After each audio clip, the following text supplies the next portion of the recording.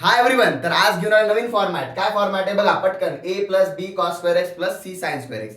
अशा फॉर्मॅटला काय करायचं आपण, न्यूमरेटर आणि डिनॉमिनेटरला कशाने डिवाइड करायचं, कॉस स्क्वेअरनी. बघा क्वेश्चन बघा लगेच कळून जाईल. आता हा क्वेश्चन आहे ए बी, मी त्याच्यामध्ये साइन स्क्वेअरला उडून टाकलं. डिवाइड बाय कॉस स्क्वेअर, वर काय बनला सेक्स स्क्वेअर एक्स डीएक्स आला, खाली काय आला कॉस स्क्वेअर कटला, 1 बाय कॉस स्क्वेअर काय आला सेक्स स्क्वेअर आला.